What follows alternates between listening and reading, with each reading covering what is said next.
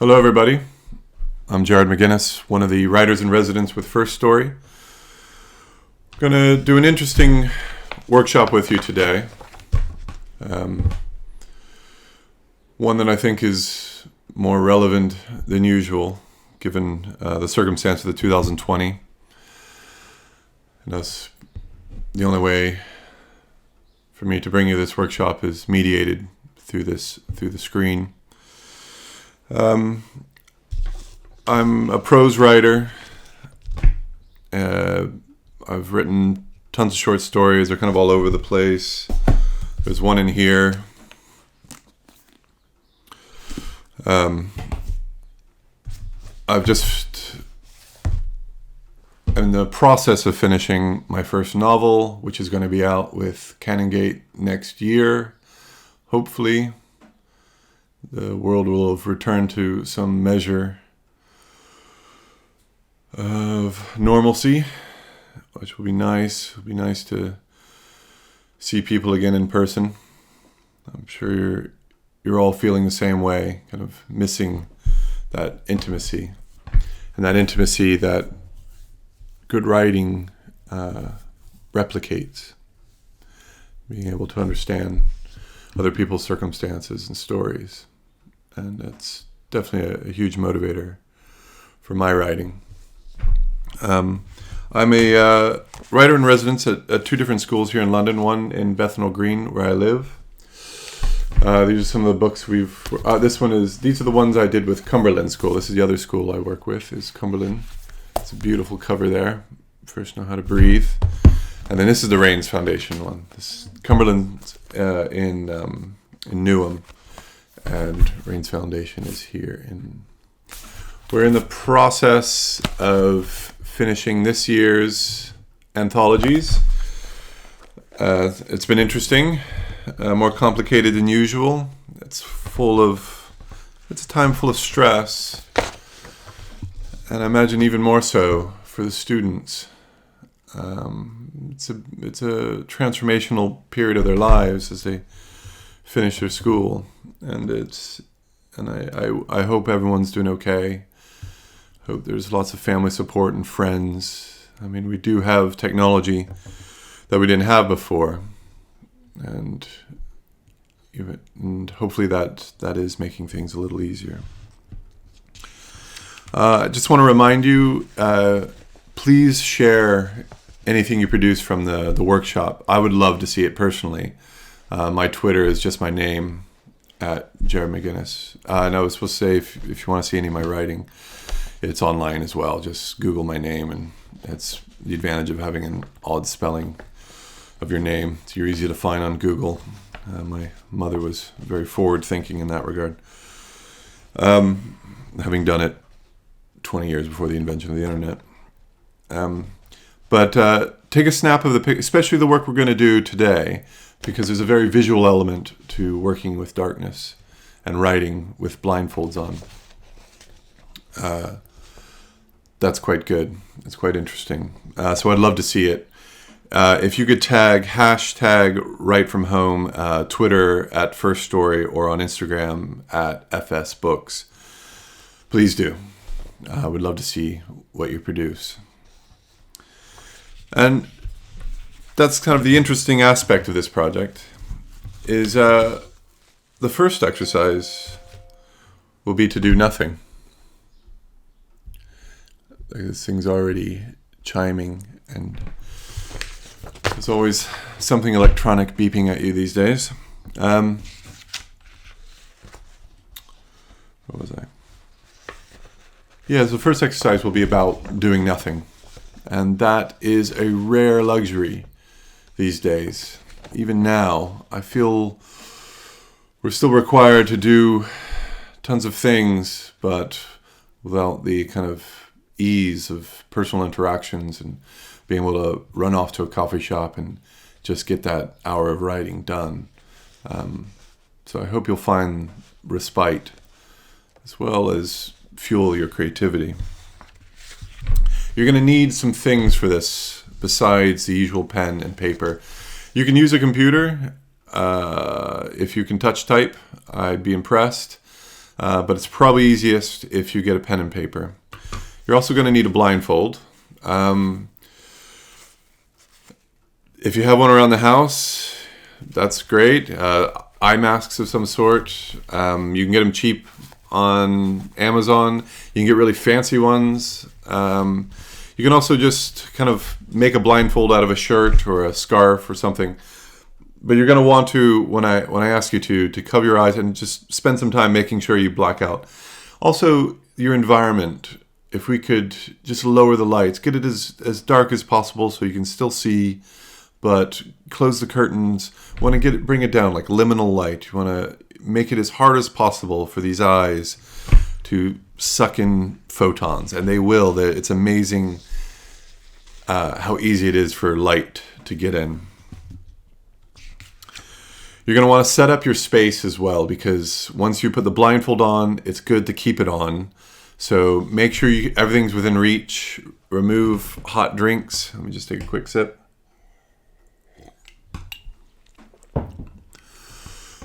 It's not hot anymore. It's still good. You want to just be prepared. So when you put the eye mask on, you'll still be able to easily get a hold of everything you need to do the exercise. Get comfortable. Remove distractions. Again, turn off beeping computers and phones. Hopefully my phone's on Do Not Disturb now. Make sure you do this at a time when you just won't be disturbed for the next 45 minutes to an hour. Use this time as really kind of a respite, a retreat.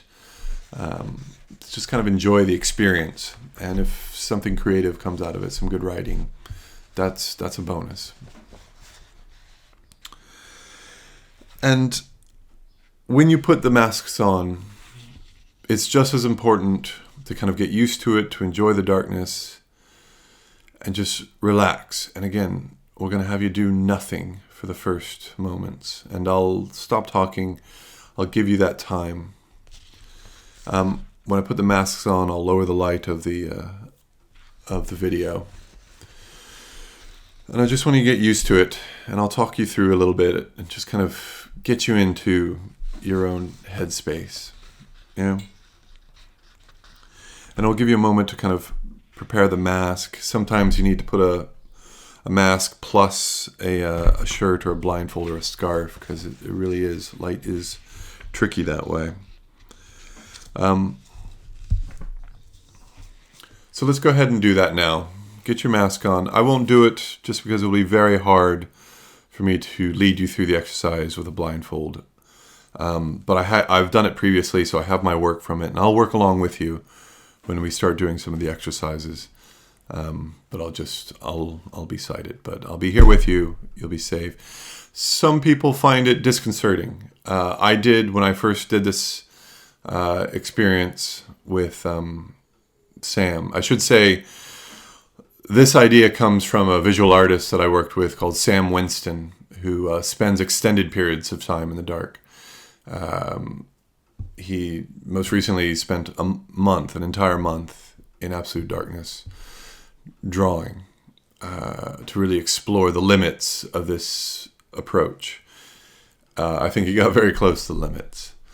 You can see his work if you go to adelicatesight.com. There's also additional exercises from which this exercise is based. So please have a look. It's a beautiful project. It's beautiful work. I think you'll enjoy it afterwards. So let's put the masks on, yeah? Let's get the masks on. While I'm talking, make sure your space is set up. Get everything ready for going into the dark. Give you a few seconds to fiddle, because the light is very, very sneaky. I can promise you that. The eyes are never quiet. You ready? Okay. Just relax. Take a deep breath. Breathe out. Don't clear your mind so much as just let the thoughts flow through. If there's things that you're worrying about, and there's always things we're worrying about, Just let them go. Just let it flow in, flow out.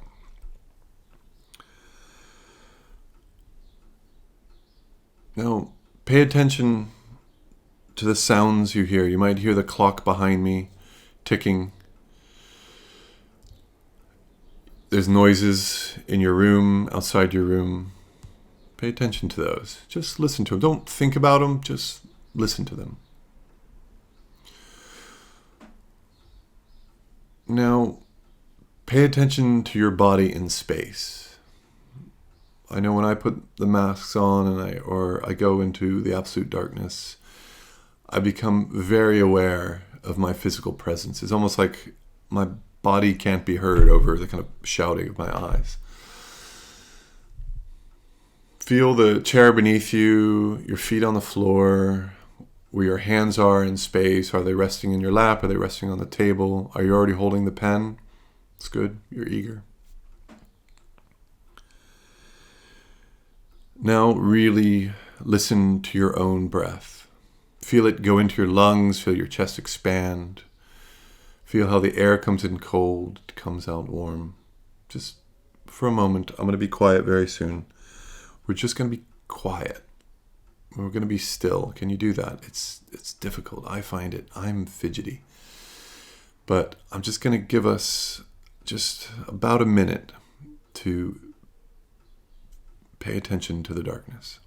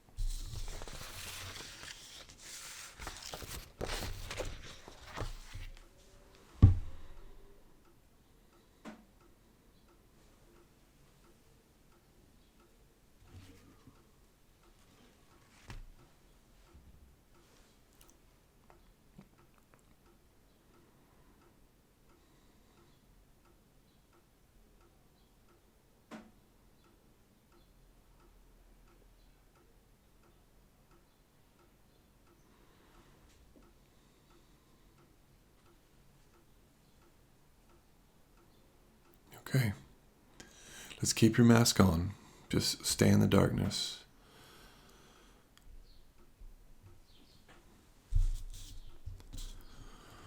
Now keep the mask on. We're going to move into the next exercise. We're going to do some writing. Find your pen. Place the tip of it on the paper, pen or pencil, whatever you picked up. And I just want you to start writing. Doesn't matter what you write, just start writing. If you have a poem or a story that's kind of there in the distance of your brain, just go ahead and grasp at it and just start writing. Don't worry if it doesn't make sense. Don't worry if you don't have all the story or the poem. Just write. If you get stuck on a word, try just writing that word over and over again until it becomes unstuck. Don't pay attention to what you're writing.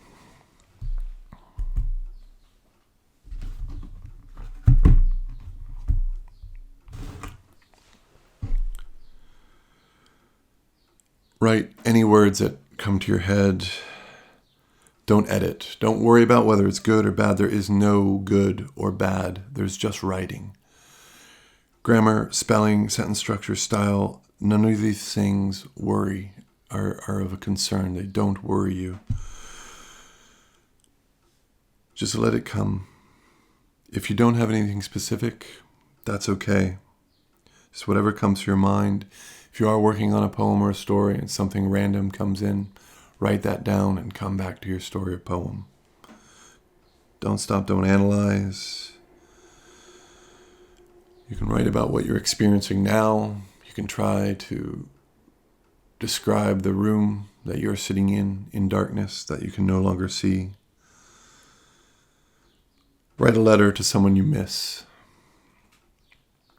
I'm going to set a timer. I'm not going anywhere. I'm going to write right along with you. And I'll let you know when you're done. But keep the mask on. Again, if you feel uncomfortable, you can stop at any time. You can pause me, and you can try again later when you're into it.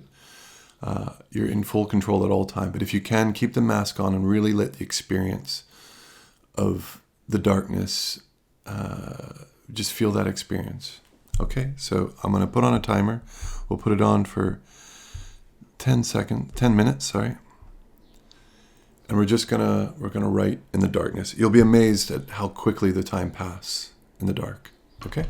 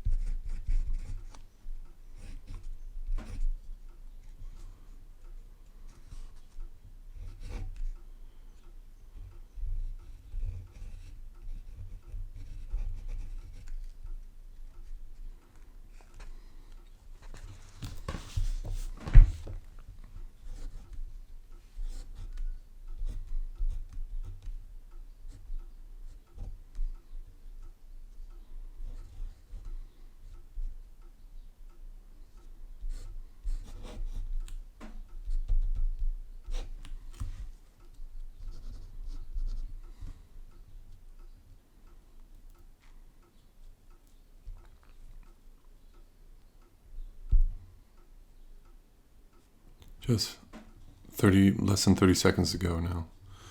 We're almost there, actually. You still writing?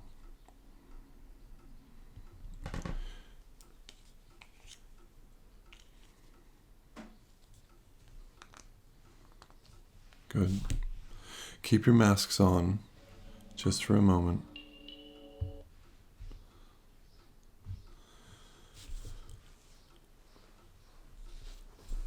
We're going to stop, and you're going to take off your masks very soon.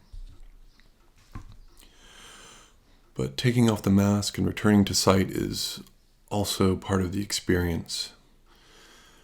In just that short period of time, we were just a little bit over 10 minutes in the dark. There's been physiological changes, and you'll experience that. And it's good when you take off the mask to just kind of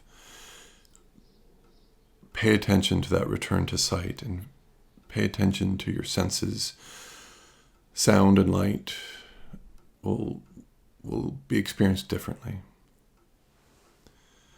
Go ahead and take the masks off now.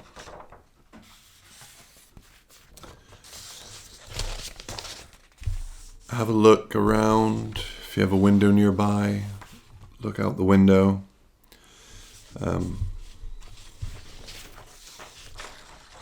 Have a look at your writing. What do you think? It's pretty amazing, isn't it? I found it fascinating my writing was completely different being sighted during this exercise. I had to make sure I could run the workshop, but I saw myself constantly checking the timer. My writing was much more closed and controlled and not expansive. And you can really see these when I did the exercise myself, and you'll probably see it. And it's really interesting, like how people's writing in the dark kind of reacts differently. We all have kind of very certain tics, and there's a visual element. My writing tends to look like a waving flag. But what I've found is that the writing is way more open and way more easy to do for me in the dark, despite not being able to see. So just a reminder to take a picture of your writing and hashtag write from home and at First Story on Twitter or at FS Books on Instagram. I would love for you to tag me as well at Jarred McGinnis on Twitter, just so I'd be able to see the work. It's I just love the look of this writing. It has this visual element that I find fascinating. I really enjoyed it. So what did you think about that? Was it an interesting experience? I think that short period of time is enough, but it gets more and more interesting the longer you go. I don't think I can safely recommend anyone doing 2 weeks, let alone a month in the dark. But a few hours is definitely a fascinating and intense experience. So I think we're going to move right to the next exercise, which is looking at it. We're going to have a look at what you've written.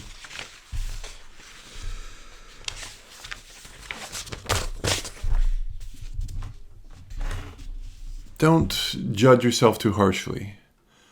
I want you to look over it, see what you can read.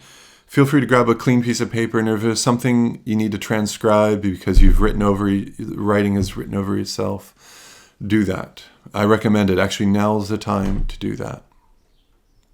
The writing will only get harder to decipher if you leave it. And highlight or circle anything that's of interest to you. Was there anything surprising?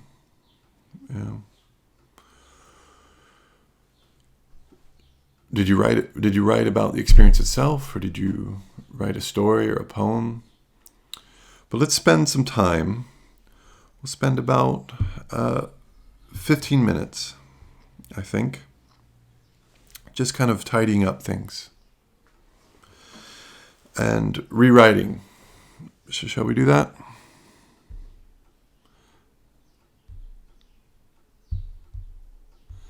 Let's start now. Okay.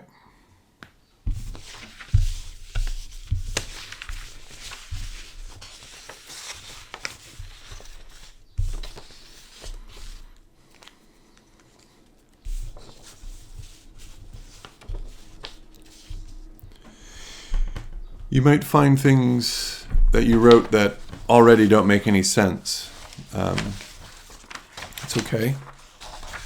The interesting thing is some of the writing might be visually interesting, but not semantically interesting or interesting in terms of story or poem.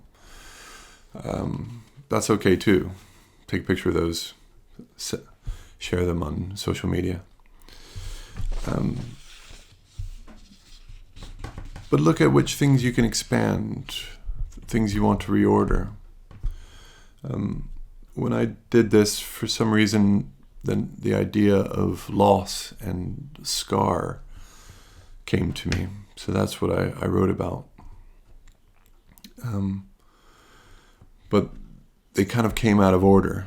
So the scars that I thought about, which is kind of random. So I think what I'm going to try to do is shape those and maybe put them in chronological order, or maybe kind of a mapping of the body, or I don't know. But think about those types of things, the ordering of the different lines. So they might have had two lines that are quite good. How do they fit together? Let's think about that.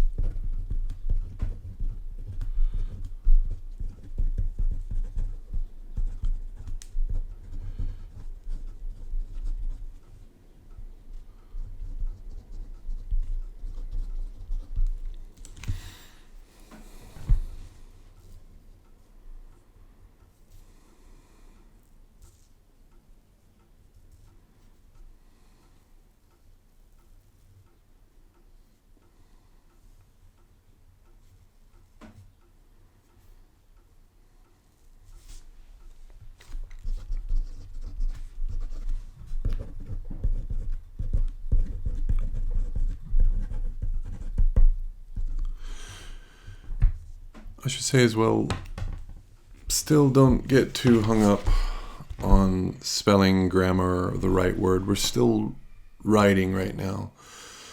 So if you get stuck still on the absolute right word, my advice is to put something in there for now and then come back later when the right word, and it might come as you add a few more sentences or you arrange that word you're searching for is somewhere else.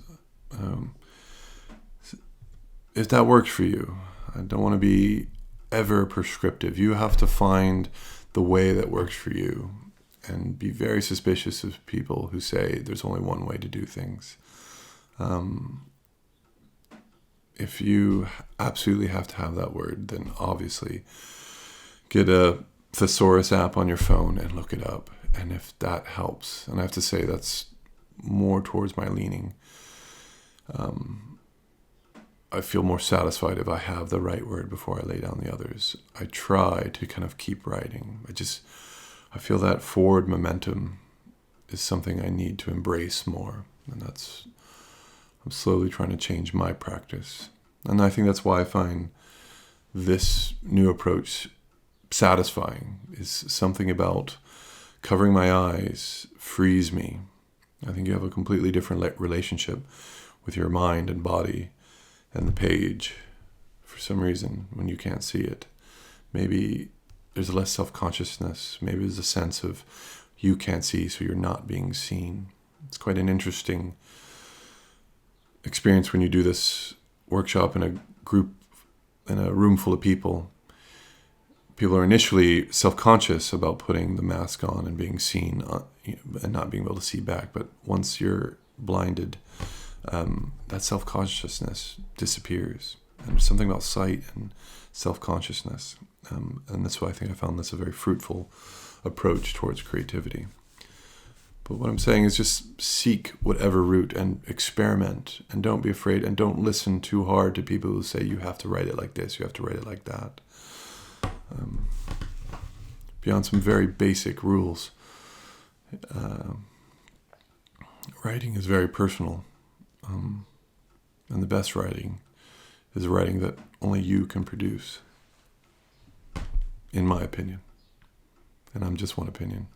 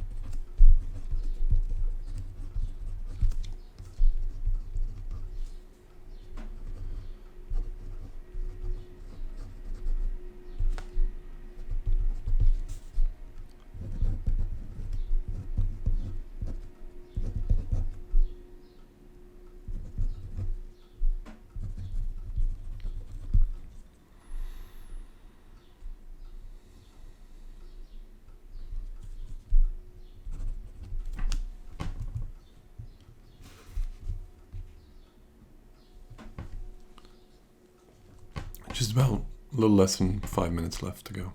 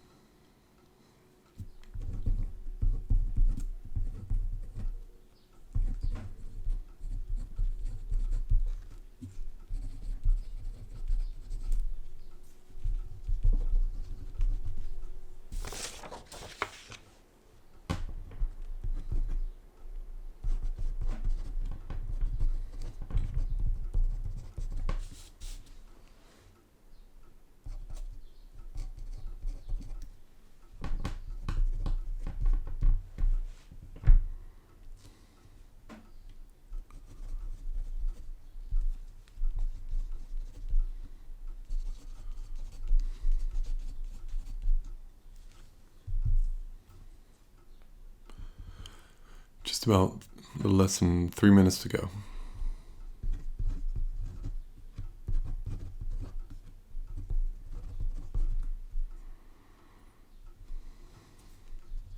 Again, don't worry too much if you can't close it off now. You can always work on it later. Still not sure how this piece is going to end.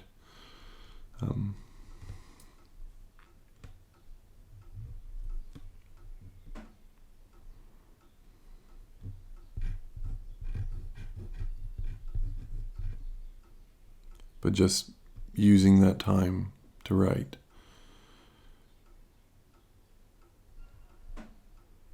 It's special. It's a privilege. And sometimes it's infuriating because it's not working or you feel blocked. But just that kind of moment to work on things. To exercise the words and concerns and shaping them in sentences.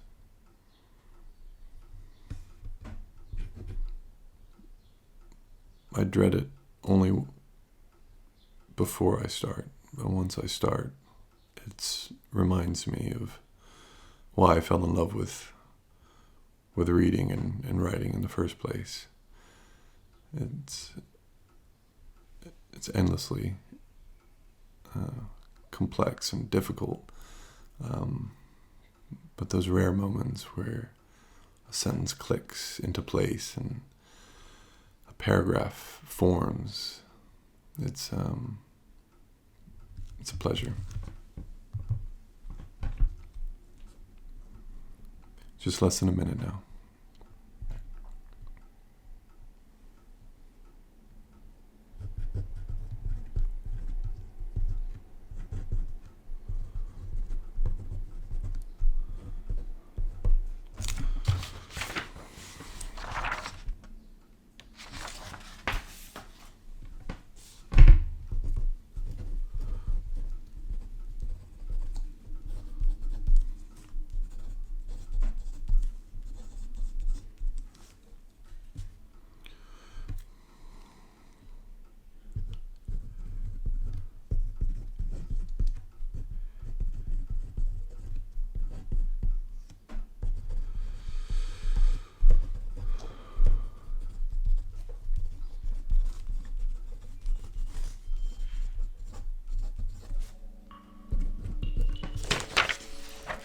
All right. How was that experience?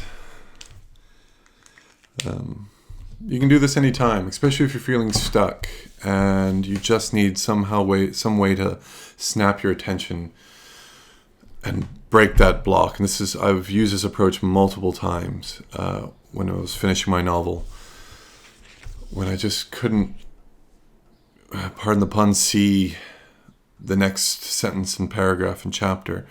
And it was something about taking myself out of that and putting on the mask and just being alone in the darkness, unsighted, that time and again unblocked my creativity. So feel free to try this whenever you feel, and don't have to write. Like, just 10 minutes of nothingness is quite a treat these days. I'm going to share what I wrote when I did this exercise in preparation. Again, this time I cheated because I was having to push timer buttons and all this kind of thing. But this is what I wrote when I did this session. Eyes become petulant children, impatient, persistent in their need for my attention. They cannot wait for me to fill their bellies. They chew at the darkness. They conjure their own sustenance. The light needs eyes as much as the eyes seek light. The measured distances across waking, dreaming, and nothing are not as vast as we imagine. They are traversed in an instant. They are the same place. People and me disappear so easily. The endlessness of nothing begs me to explore. Tintinabulation, tinnitus. I was 19 at a show when the band let off a flash pot in a too small club. and I felt the sharp recoil of my eardrums. It wasn't until morning that I heard the ringing, and still hear the ringing today. It is a scar of sorts, a scar in sound. F sharp carved away permanently, and a high-pitched whistle left in its place.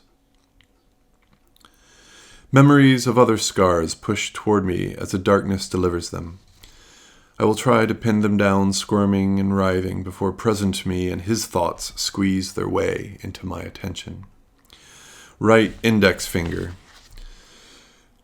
An inch-long silver thread of skin with the slightest of curves near the nail. I was 9, maybe 10, playing with a box cutter. I should not have been playing with a box cutter.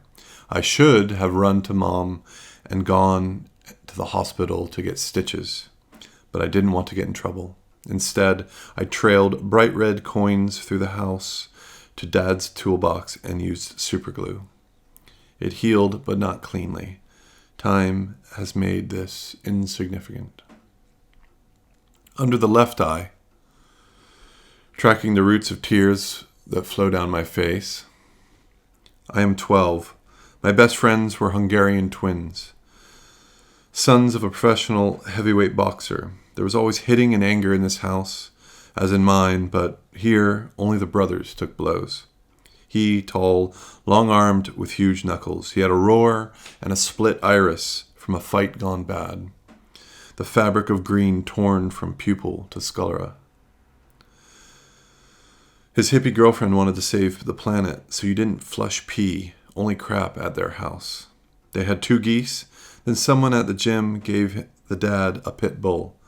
Then they had 1 goose and 1 pit bull.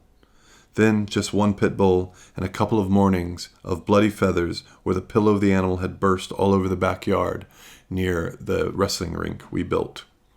The dad blamed raccoons. The brothers believed or wanted to believe the story. But I knew. The dog was mostly friendly, but could turn on you. The twins would go toe-to-toe with it when it happened. One time, the dog ran in and grabbed a hold of my face as we were watching cartoons. I had been laying on the floor, my head now in his jaws. I didn't have a chance to react before the room exploded into shouts and screams, and their dad chasing off the dog with blows. His cut man and trainer, who was watching with us, took care of the gash under my eye. It healed well and has all but disappeared, except when I laugh. So that's the start of something. I don't know. Maybe it'll be nothing, but there's something there that at least I've got that beginning and to start and explore. Again, remind you to please share what you've written. Work on it a bit more. Take a picture of the darkness writing and send it to at First Story on Twitter or Instagram at FS Books. Use the hashtag Write From Home. I want to thank you so much for trusting me to experience this, to put the blindfold on, and to go with the flow and experience the darkness. And I hope you enjoyed it. Please do check out, there's more writing exercises on the National Writing Day website, which is nationalwritingday.org.uk. There's more darkness exercises on Sam's website, which is adelicatesite.com. National Writing Day is June 24th. So there's going to be tons of activities all across the UK for young people to get involved with and to explore. Now is a good time to be creative and to feel that energy of creating from nothingness. And I've found it throughout my life just a tonic to kind of make me less worried about the things I worry about. And it has been a pleasure throughout my life, reading and writing, and I hope you can find that same pleasure. Again, thank you so much. I'm Jarred McGinnis, and for the First Story and the National Writing Day. Have a good one. Take care. Keep reading and writing. Bye.